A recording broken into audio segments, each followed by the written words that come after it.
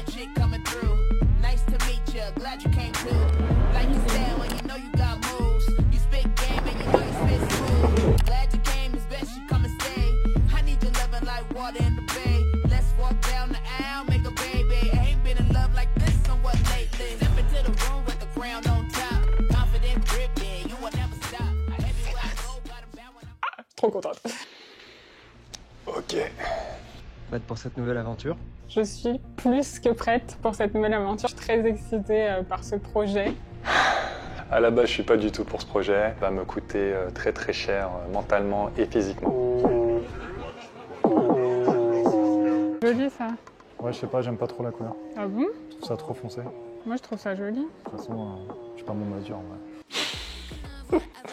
Qui c'est qui prend les décisions finales? Bah, c'est pas moi. Hein. Parce que moi, à la base, je voulais pas faire Prado. Quand j'ai un truc en tête, en fait il y a personne qui peut me l'enlever. Surtout pas Sam. Tu fais la Castorama là? Bah ouais. On est un peu en décalage. Il y a moi qui suis hyper excitée et Sam qui est un peu réticent. C'est un défi parce que c'est la première fois qu'on fait de la réno. Moi, je déteste les travaux.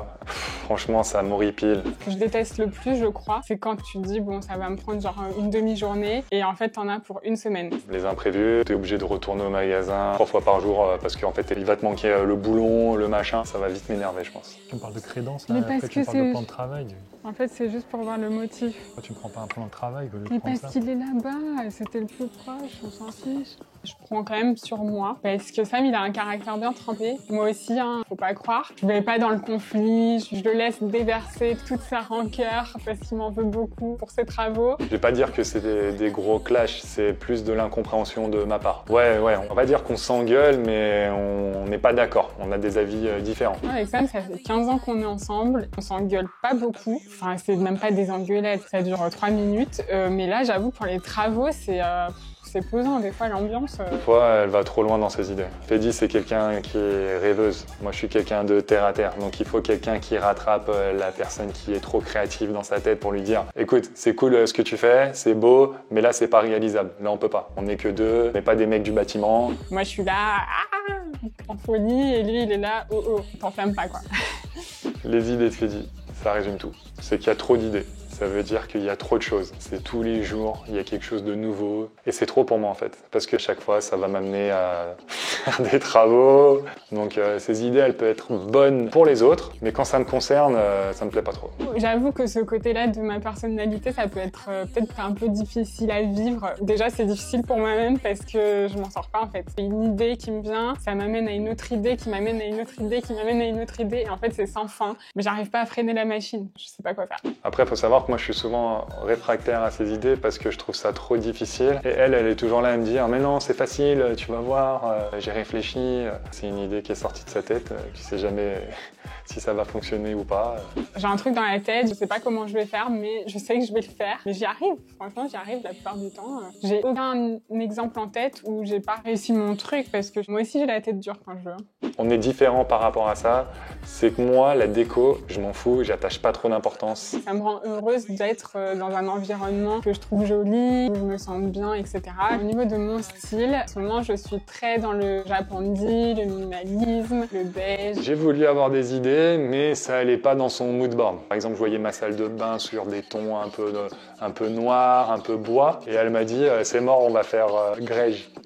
J'ai dit ok, donc en fait on est chez toi, on n'est pas chez moi. C'est vrai que quand elle m'expose une idée, je suis pas le premier partant. Je lâche pas la main pour autant. Ça veut dire que si on se lance dans le projet, je vais limite des fois la pousser pour que ça soit vite fait et qu'on n'en parle plus et qu'on passe à autre chose. Le plus grand défi pour moi dans cette rénovation, c'est d'être dans l'inconnu. En fait, quand je sais pas faire les choses, ça me fait peur. Moi, quand je sais pas faire, genre c'est un nouveau défi. En fait, j'adore apprendre. En fait, je dors pas pendant 3-4 jours parce que en fait, c'est en boucle dans mon cerveau. Je suis vraiment une personne qui a pas du tout de patience. Il faut que les choses soient faites rapidement et bien. Pas très bien, mais bien. Je veux faire très très bien. Peu importe le temps, ça prend. Voilà, 2 salles, 2 ambiances. Tu veux mon menu? Je cherche la paix, Freddy.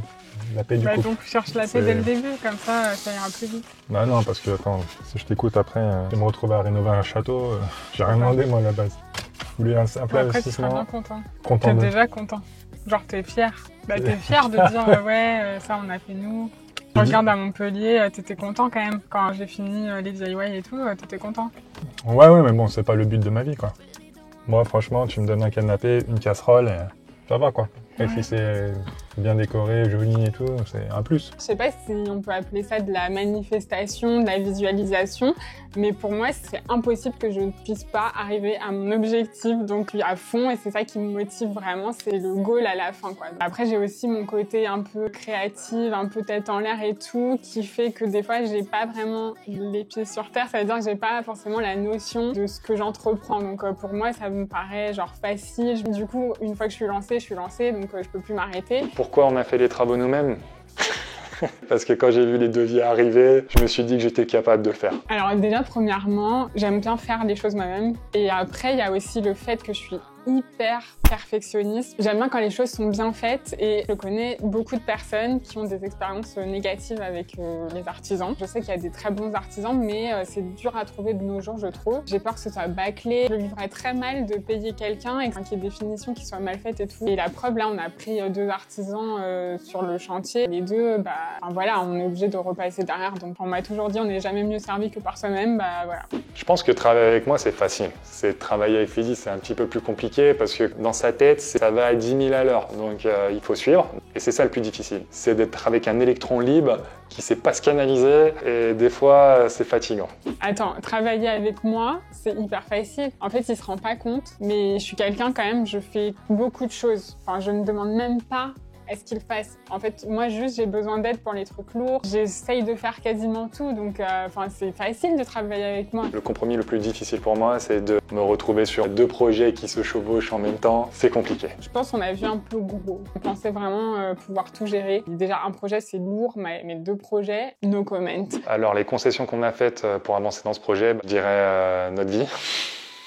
On fait pas grand-chose en loisir en ce moment. C'est travaux. Ça a pris une place énorme dans notre vie. Quand on voit des gens, la première question, c'est même pas comment ça va, c'est quand est-ce que vous finissez les travaux. C'est pour ça que je suis aussi contente de pouvoir enfin en parler. J'ai complètement disparu même des réseaux parce que ça me prend trop de temps en fait. Et à côté de ça, j'ai le travail. En fait, j'ai mes collaborations avec les marques et tout qu'il faut que je fasse. Ça, j'arrive à le faire sans souci, mais du coup, j'ai plus vraiment le temps de faire du contenu un petit peu spontané et tout, donc franchement ça me saoule, c'est pesant. C'est pas une période évidente pour moi dans ce sens-là parce que j'aimerais bien partager des choses et tout, et c'est vrai que je me bride un petit peu parce que à une période en fait je spoilais un petit peu plus par exemple mes DIY et tout, et en fait ça m'a coûté. C'est un peu le côté obscur des réseaux, c'est que les gens se servent un petit peu comme au supermarché des idées des autres, ça devient des trends, donc en fait le plagiat est hyper répandu et banalisé finalement. Quand je fais un DIY et que j'ai vu quelque part, je le dis, voilà, j'ai vu ça sur un tel. Il y a des gens qui s'approprient mes idées que j'ai pensées. J'en ai pas dormi de la nuit pour réfléchir à comment faire machin. Et en fait, voilà, de me retrouver dans ça, ça m'a rendue malheureuse. J'en ai pleuré, donc j'ai plus envie de revivre ça. Donc maintenant, je préfère attendre que le truc soit fini pour le poster intégralement. C'est aussi ça qui fait que j'arrive à être un peu moins spontanée forcément, parce que je suis toujours dans l'anticipation de ce qui pourrait arriver, etc. C'est un peu chiant.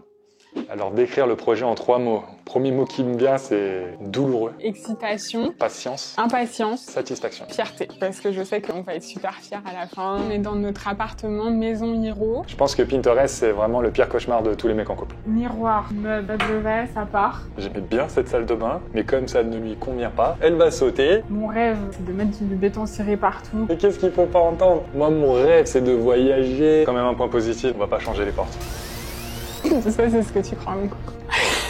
La spécialité de Fedi, c'est de me dire « Mais si, je te l'ai dit, mais t'écoutes pas !» Je l'ai dit et redit, et le jour où il fallait passer à l'action, il tombe des nues.